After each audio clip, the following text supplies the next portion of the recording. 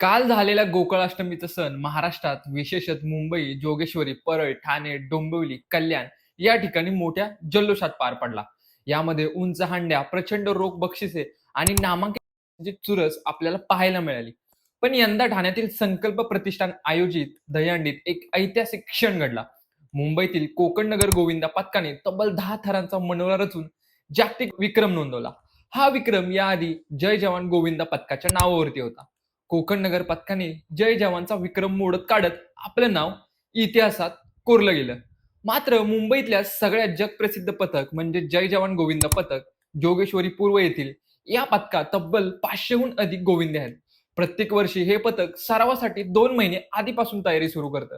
त्यांचं उद्दिष्ट केवळ थर लावणे नाही, तर तो थर लवकरात लवकर आणि सुरक्षित खाली उतरवणं असं असतं. जगभरात या पथकाची ओळख म्हणजे त्यांचा स्पीड, शिस्त आणि परफेक्शन म्हणून ओळखलं जातं. कोकण नगर पथकाने जेव्हा विक्रम मोडल्यानंतर जय जवान पथक सुद्धा मागे राहणार नव्हतं. त्यांनीही लगेच 10 थर रचण्याचा प्रयत्न सुरू केला. सगळं एकदम नियोजनानुसार सुरू झालं. पहिला थर, दुसरा थर, तिसरा थर आणि क्षणातच उभारला गेला. 7वा थर लागला तेव्हा प्रेक्षकांच्या छातीत धडधड सुरू झाली होती. 8वा आणि 9वा थर चढताना टाळ्यांचा कडकडाट सुरू झाला आणि जय जवानच्या घोषणा सगळीकडे सुरू झाला. शेवटी 10वा थर पूर्ण होताच संपूर्ण मैदानात क्षणभर कल्लोळ पसरला आणि विक्रम पूर्ण झाल्याचा ऐतिहासिक क्षण इतिहासात नोंदवला गेला.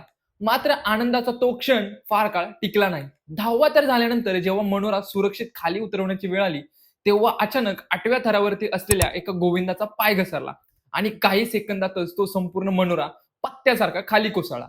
हा प्रसंग इतका अचानक घडला की प्रेक्षकांचा श्वास रोखला गेला. काही क्षणासाठी संपूर्ण मैदान शांत झालं होतं, पण लगेच मदतनीस धावून आले आणि जखमी गोविंदांना सुरक्षित बाहेर काढलं गेलं. एवढं होऊन सुद्धा कोकण नगर पथक आणि जय जवान पथक या दोघांनी यंदाची दहीहंडी मात्र गाजवली हे नक्कीच.